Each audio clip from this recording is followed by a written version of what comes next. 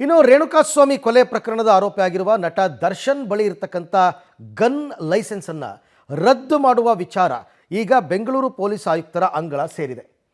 So 3 ವರ್ಷಕ್ಕಿಂತ ಮೇಲ್ಪಟ್ಟ ಶಿಕ್ಷೆಗೆ ವಿಧಿಸಬಹುದಾದ ಕೇಸ್ನಲ್ಲಿ ಆರೋಪಿಯಾಗಿರುವ ವ್ಯಕ್ತಿಯ ಬಳಿ ಲೈಸೆನ್ಸ್ ಆಗಿರುವ ಗನ್ ಇದ್ದರೆ ಅದನ್ನು ಕೂಡಲೇ ವಶಕ್ಕೆ ಪಡಿಬೇಕು ಮತ್ತು ಆ ವ್ಯಕ್ತಿಯ ಲೈಸೆನ್ಸನ್ನು ರದ್ದು ಕೂಡ ಮಾಡಬಹುದು ಅಂತ ಕಾನೂನು ಹೇಳುತ್ತೆ. ಈ ಹಿನ್ನೆಲೆಯಲ್ಲಿ ನಟ ದರ್ಶನ್ ಗನ್ ಲೈಸೆನ್ಸ್ ರದ್ದು ಮಾಡುವ ಬಗ್ಗೆ ಪೊಲೀಸರು ದರ್ಶನ್ಗೆ ಪತ್ರ ಬರೆದು ವಿವರಣೆಯನ್ನು ಕೇಳಿದರು. ಇದಕ್ಕೆ ಪ್ರತಿಕ್ರಿಯೆ ನೀಡಿದ್ದ ದರ್ಶನ್, ನಾನು ಸೆಲೆಬ್ರಿಟಿ ಆಗಿರೋದ್ರಿಂದ ಆತ್ಮರಕ್ಷಣೆಗೆ ಗನ್ನ ಅವಶ್ಯಕತೆ ಇದೆ, ಇದನ್ನು ಯಾವುದೇ ಕಾರಣಕ್ಕೂ ಮಿಸ್ಯೂಸ್ ಮಾಡಿಕೊಳ್ಳೋದಿಲ್ಲ ಅಂತ ವಾಪಸ್ ರಿಪ್ಲೈ ಮಾಡಿದರು.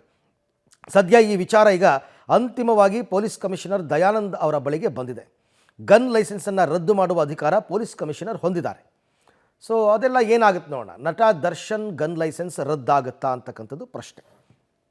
ಏಕೆಂದರೆ ಅವರು ಆರೋಪಿ ಸ್ಥಾನದಲ್ಲಿರೋದ್ರಿಂದ 3 ವರ್ಷಕ್ಕಿಂತ ಜಾಸ್ತಿ ಶಿಕ್ಷೆ ವಿಧಿಸಬಹುದಾದಂತಹ ಆರೋಪ ಇರೋದರಿಂದ ರದ್ದು ಮಾಡಬಹುದು.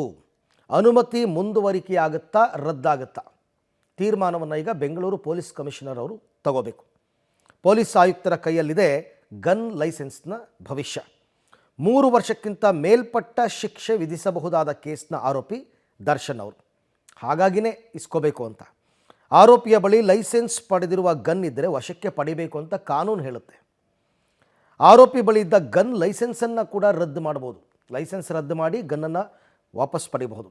ಗನ್ ಲೈಸೆನ್ಸನ್ನು ರದ್ದು ಮಾಡುವ ಅಧಿಕಾರ ಪೊಲೀಸ್ ಕಮಿಷನರ್ಗೆ ಇದೆ. ಅವರ ವಿವೇಚನೆಗೆ ಬಿಟ್ಟ ವಿಚಾರ. ಗನ್ ಲೈಸೆನ್ಸ್ ಕುರಿತು ಮ್ಯಾಜಿಸ್ಟ್ರೇಟ್ ಕೋರ್ಟ್ಗೆ ಪತ್ರವನ್ನು ಕೂಡ ಅವರು ಬರೀಬಹುದು. ಕೋರ್ಟ್ಗೆ ಪತ್ರ ಬರೆದು ಲೈಸೆನ್ಸನ್ನು ರದ್ದು ಮಾಡಲು ಶಿಫಾರಸನ್ನು ಕೂಡ ಮಾಡಬಹುದು.